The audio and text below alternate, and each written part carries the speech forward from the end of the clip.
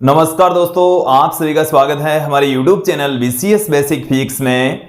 आज के इस वीडियो में हम कक्षा 12 जो NCERT की पाठ्य पुस्तक है उसके 12वें चैप्टर परमाणु का एक महत्वपूर्ण टॉपिक लेकर चलेंगे। आज का जो हमारा टॉपिक है वो है थॉमसन का परमाणु model, Thompson model for atom.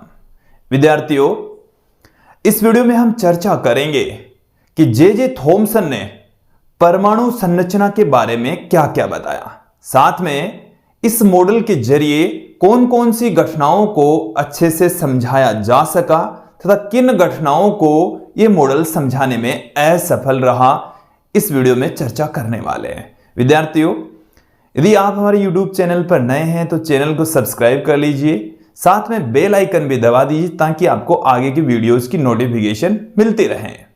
हम आपको NCERT की पाठ्यक्रम के अकॉर्डिंग सभी टॉपिक्स के वीडियोज उपलब्ध करवा रहे हैं। चलिए अब इस वीडियो को स्टार्ट करते हैं। सबसे पहले हम बात करते हैं थॉमसन का परमाणु मॉडल है क्या। देखिए, जे थॉमसन ने ये जो मॉडल है वो 1898 में दिया था। 1897 में इन्होंने इलेक्ट्रॉन की खोज कर ली थी।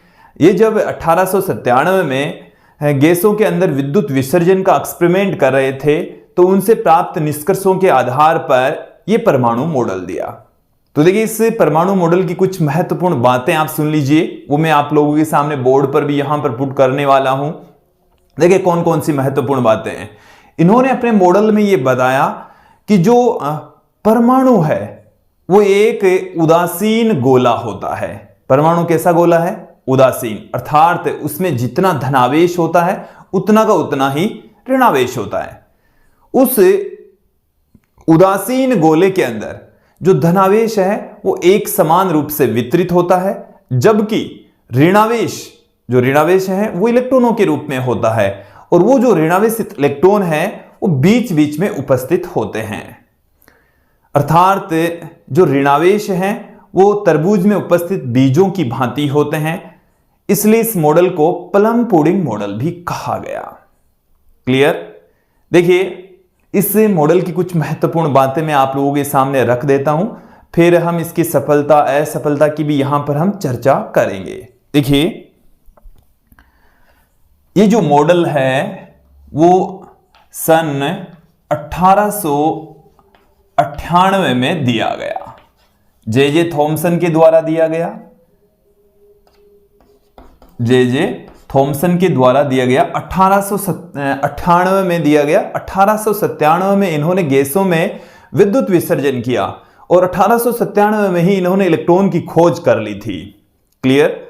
देखिए इन्होंने क्या क्या कहा, महत्वपूर्ण जो बातें हैं इस मॉडल के अकॉर्डिंग, इस मॉडल के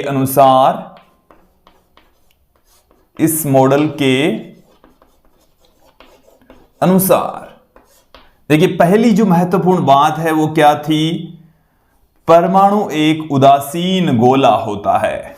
परमाणु एक उदासीन गोला होता है। उदासीन गोला होता है। क्लियर? और इससे जो गोला है इसकी इन्होंने त्रिज्या भी बता दी थी, आकार भी बता दिया था कि 10 की घात -10 मीटर की कोटि की इसकी त्रिज्या आकार होता है। इस मॉडल के अकॉर्डिंग जो परमाणु है उसमें धनावेश एक समान रूप से वितरित होता है।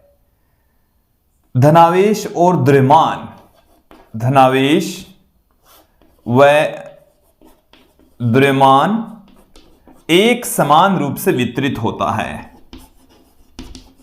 एक समान रूप से वितरित होते हैं।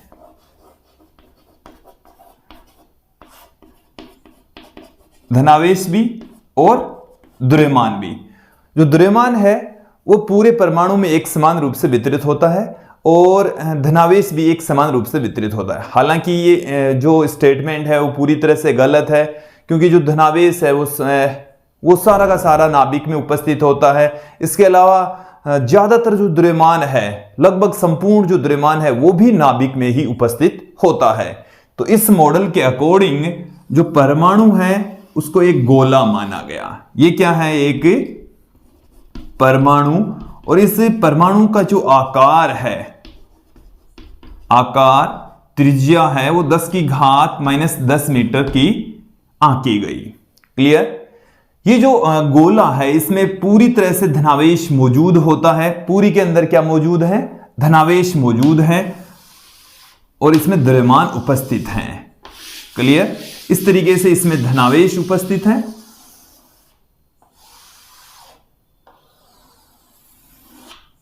अब आप यहां पर देखेंगे कि जो ऋणावेश है, ये तो उदासीन गोला है, तो जितना इसमें क्या होता है? धनावेश होता है, उतना का उतना ही क्या होता है? ऋणावेश होता है।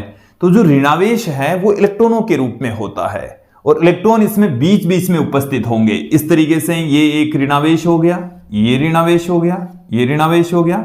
इस तरीके से इसमें ऋणावेश मौजूद होते हैं। क्लियर? ये जो ऋणावेश है वो इलेक्ट्रॉनों के रूप में होता है। ऋणावेश किस रूप में होता है? इलेक्ट्रॉनों के रूप में होता है। और जो परमाणु है वो उदासीन होता है। परमाणु तो कैसा है? उदासीन।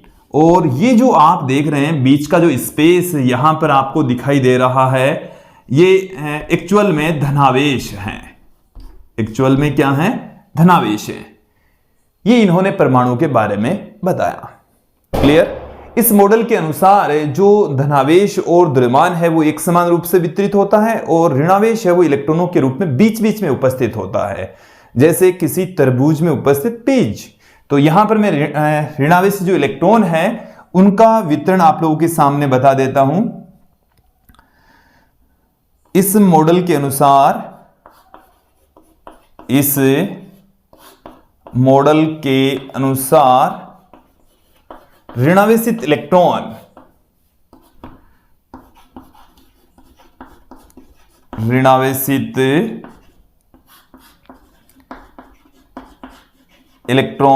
बीच बीच में उपस्थित होते हैं। ऋणावेशित इलेक्ट्रॉन बीच बीच में उपस्थित होते हैं,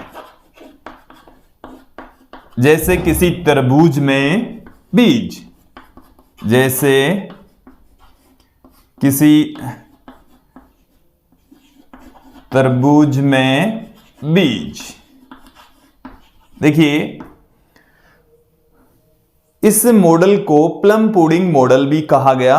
जो प्लम जो फल है उसमें भी तरबूज की भांति बीच बीच में बीज उपस्थित होते हैं और इस मॉडल के अंदर इलेक्ट्रॉनों को इसी तरीके से ही वितरित माना गया कि एक धनावेशित गोला होता है और इलेक्ट्रॉन बीच बीच में उपस्थित होते हैं। तो इस मॉडल को क्या कहा गया? इस मॉडल को, इसे प्लम पुडिंग मॉडल कहा गया। इसे प्लम पुडिंग मॉडल कहा गया। इस मॉडल का क्या नाम रखा गया? प्लम पुडिंग मॉडल कहा गया। विद्यार्थियों, इस मॉडल की जो महत्वपूर्ण 2 बातें हैं वो मैं आप लोगों के सामने रख देता हूं कि इस मॉडल के अकॉर्डिंग जब किसी परमाणु को गर्म करते हैं तो उसमें से इलेक्ट्रॉन बाहर निकलते हैं। ठीक है? जब हम इस परमाणु को गर्म करेंगे तो इसमें से इलेक्ट्रॉन बाहर निकल जाएंगे।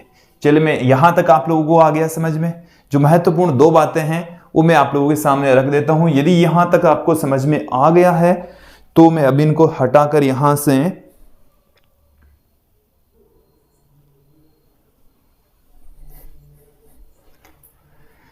विद्यार्थियों, इस मॉडल की जो 2 महत्वपूर्ण बातें हैं वो भी मैं आप लोगों के सामने रख देता हूं। देखिए, कौन कौन सी 2 महत्वपूर्ण बातें और हैं इस मॉडल के अनुसार। जब हम किसी परमाणु को गर्म करेंगे तो इलेक्ट्रॉन ऊर्जा पाकर उससे बाहर निकल जाएंगे। यह बात बिल्कुल सत्य है। तो इस मॉडल के अकॉर्डिंग जो पहली महत्वपूर्ण बात है कि जब परमाणु को गर्म किया जाता है, जब परमाणु को गर्म किया जाता है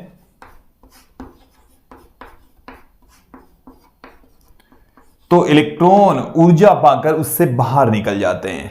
जब यहां से इस परमाणु को गर्म करेंगे तो इस इलेक्ट्रॉन को ऊर्जा मिलेगी और ऊर्जा पाकर ये जो इलेक्ट्रॉन है इस परमाणु से बाहर निकल जाएगा। तो इलेक्ट्रॉन ऊर्जा ग्रहण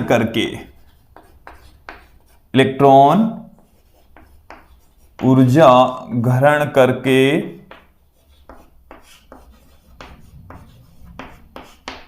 इससे बाहर निकल जाता है, मतलब परमाणु से बाहर निकल जाता है, इससे बाहर आ जाता है।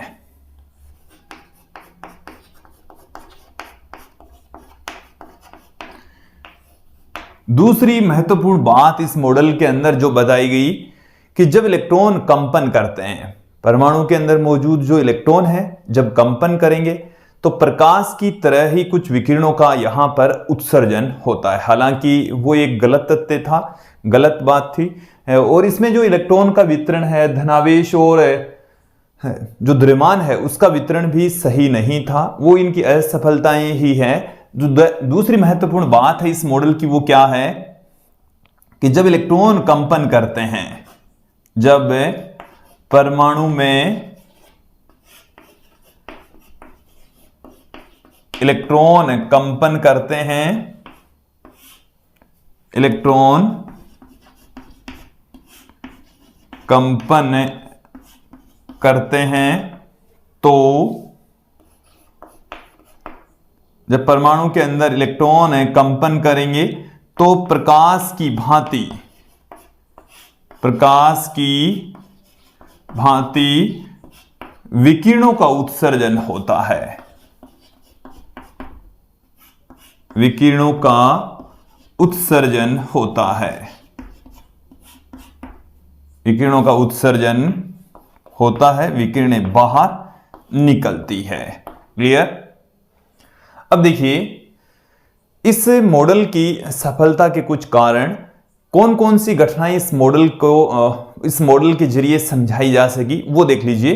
देखिए इस मॉडल के जरिए गैसों के आयनीकरण को अच्छे से समझाया जा सका कि जब किसी गैस को हम गर्म करते हैं तो वो आयनित हो जाती है, अर्थात वो धनावेशित या ऋणावेशित हो जाती है, आयनित हो जाती है। तो उसके पीछे रीजन होता है कि उस परमाणु में से इलेक्ट्रॉन बाहर निकल जाएगा तो गैसों का आयनीकरण हो जाता है। तो इस मॉडल के जरिए कौन कौन सी घटनाओं को समझाया जा सका वो देखिए। सफलता के कारण क्या थे, कौन कौन सी घटनाओं को समझाने में इन्होंने सफलता प्राप्त की। तो देखिए पहली जो घटना है वह है गैसों के आयनीकरण को अच्छे से समझा पाए। गैसों के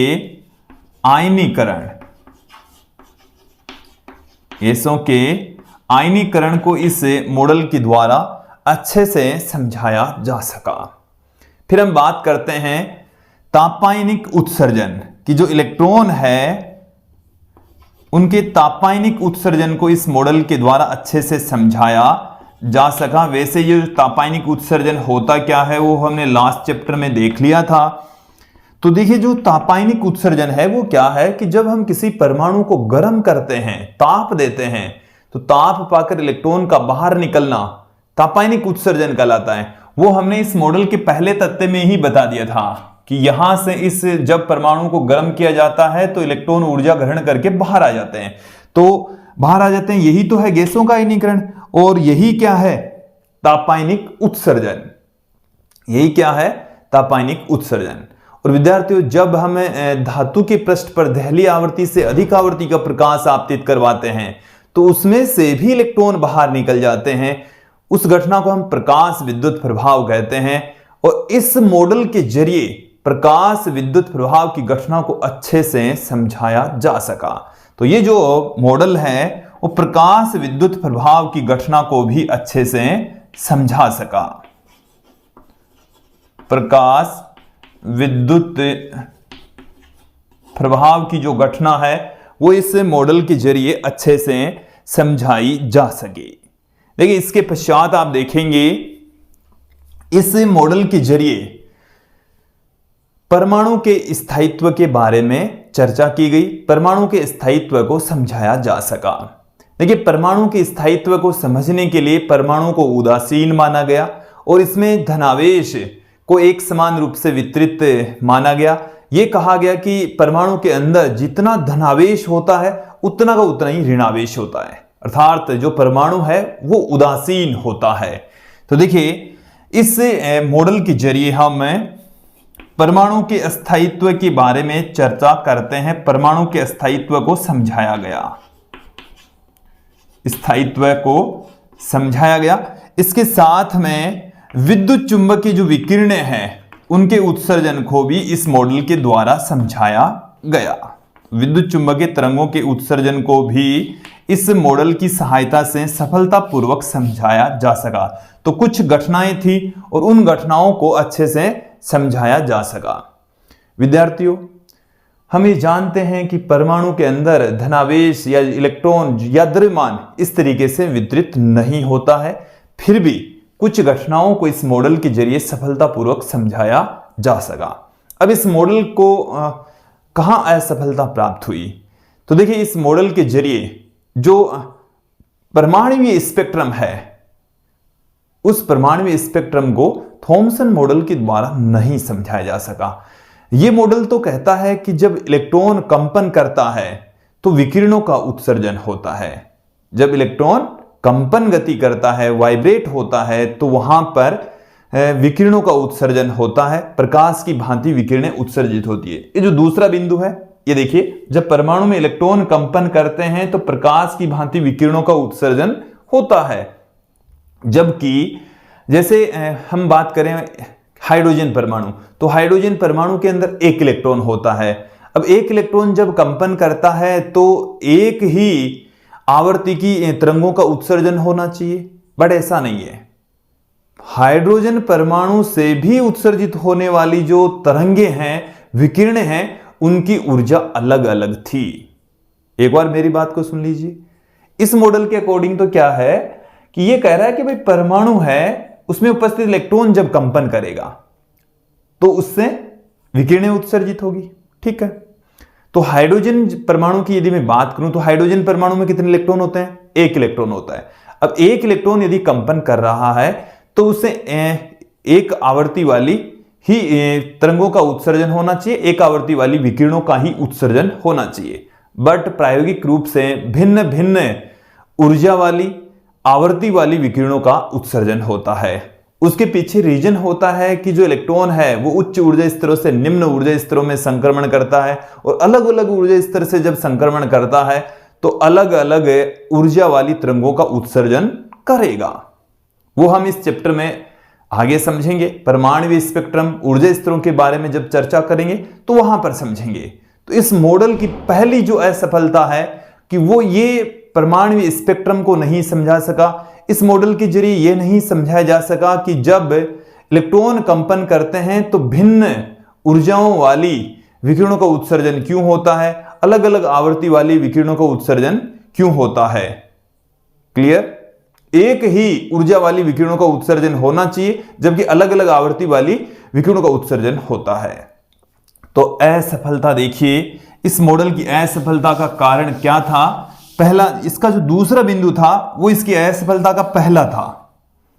असफलता के कारण कौन सी बातों को ये नहीं समझा सका? तो पहला तो यही है, ये परमाणुवीय स्पेक्ट्रम को नहीं समझा सका। परमाणुवीय स्पेक्ट्रम को समझाने में ये जो मॉडल है वो असफल रहा। मतलब समझना इसका कि जब इलेक्ट्रॉन कंपन करता है तो अलग अलग आवर्ती या अलग अलग ऊर्जा या अलग अलग तरंगदैर्घ्य वाली विकिरणों का उत्सर्जन होता है, जबकि इस मॉडल के अकॉर्डिंग क्या होता है? एक ही होना चाहिए। ऐसे मैं बात करूं हाइड्रोजन परमाणु की, तो हाइड्रोजन परमाणु में एक इलेक्ट्रॉन और एक ही ऊर्जा की विकिरणें उत्सर्जित होनी चाहिए, जबकि अलग अलग ऊर्जा की विकिरणें उत्सर्जित होती है। तो इस मॉडल में और वास्तविकता में कंट्रोवर्सी आ गई। तो यह मॉडल परमाणुवीय स्पेक्ट्रम या हाइड्रोजन परमाणु के स्पेक्ट्रम को समझाने में असफल रहा। दूसरी जो असफलता है, यह अल्फा प्रकीर्णन प्रयोग को नहीं समझा पाया।